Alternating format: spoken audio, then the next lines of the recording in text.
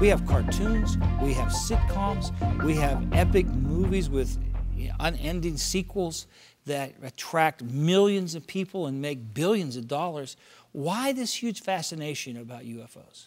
Well, I do believe it's an attempt to explain life on this planet by some other means other than creation. Okay. That evolution really is driving the foundation of that. It's, as a Christian, I'm okay fantasizing about this as long as you realize it's just fiction we're talking about. Right. But to many people in the world, this represents reality to them. That if we've evolved, it would be inconceivable that life evolved only on the earth and nowhere else, because that would make the earth unique, would make it special, and that kind of drags you right back to creation, doesn't it, if we have a unique status. So they want to make us just very typical of what's going on in the universe, so life must be abundant.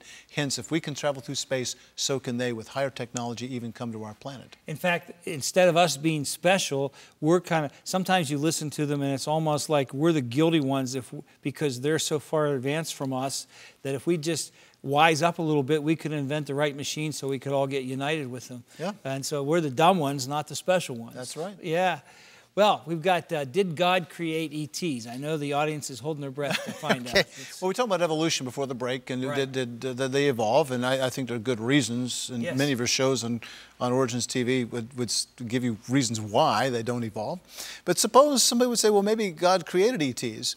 And I'd like to ask the question then, are they like us in any respects? I mean, they're intelligent, they're social creatures. You can't build a spacecraft by yourself. In many respects, they would have to be very similar to us. Yeah. And if that is the case, then are they in need of salvation like we are? That's a very big part of what we are, is it not? Humanity. Now, if that's the case, if they're in need of salvation, the question arises, why? Why are they in need of salvation? Well, was it because of Adam's sin? You see, Adam, we know from the New Testament and the Old Testament, disobeyed, and it brought, disobedience brought death, and death through that disobedience, and all die through him, but through the last Adam, Jesus Christ, all may be made alive. Well, here's the problem. If it's because of Adam's sin, you realize, of course, to them, we're the aliens. Adam was an alien. Jesus is an alien. So could you imagine sharing the gospel on one of these alien worlds? Wouldn't it start off something like this? A long time ago, in a galaxy far, far away? Right. Doesn't make much sense, does it? No. That really kind of cheapens the whole thing.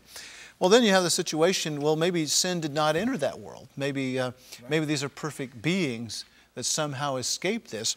But you know, if that's the case, we also have in the New Testament the fact that the book of Romans chapter 8 talks about this taint of sin over the entire creation. So they're living in a world with that taint of sin. So Romans 8:18 through 25 would seem to include these alien worlds. So how could you have perfect unfallen creatures living in a world that's tainted with the effects of Adam's sin? And that's a real problem as well. Speaking of our uniqueness again, that's fascinating that it says all of creation was affected by our sins, like we're the main characters. That's it. Again, get back to the centrality. You know, maybe we're not geographically the center of the universe, but we certainly are the center of God's attention.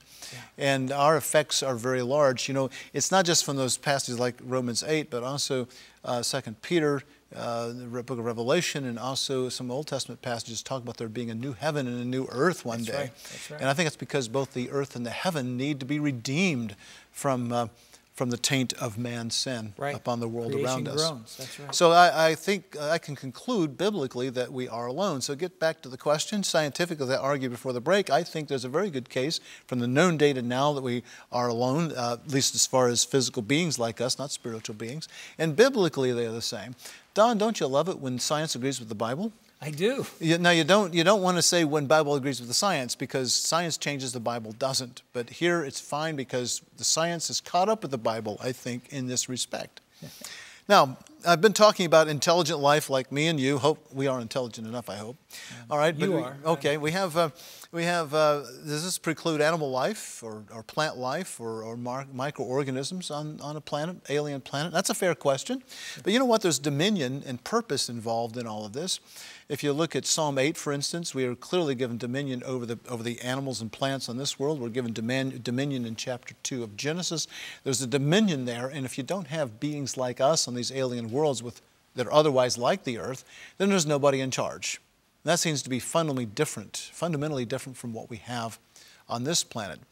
Now, are planets alive? Well, biologically they are, but biblically, are they alive? Well, you know, in the book of Leviticus, it gives a criterion for life. What is it? The life is in the blood, isn't it? Yes, yes. Now, do plants have blood? No. No.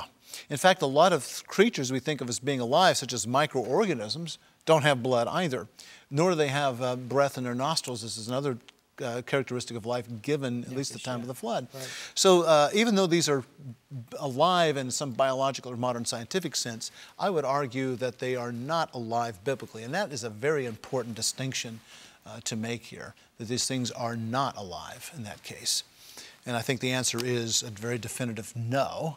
So consequently, I can speak of life in that way. And probably, I think my case is less sure in this case, but I don't think even that kind of life exists out there on other planets. Now, what are UFOs? That's a question. If I told you they're not ETs, they're not LGMs, then what are they? I am convinced from my study, and this goes back 40 years, 45 years, I'm convinced the vast majority of misidentifications. People fail to convert UFOs to IFOs.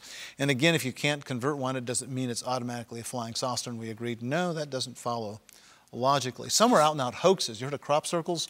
Those were places where they supposedly grain was flattened down a swirling pattern. It was very definitively shown to be a hoax. And some remain unexplained, but again, as I've said, that doesn't automatically mean that aliens have visited this planet. That just does not follow. So between the misidentifications, the hoaxes, we have a few unexplained, but again, that doesn't mean that they're flying saucers. Need to keep that in mind. That's just sloppy logic otherwise.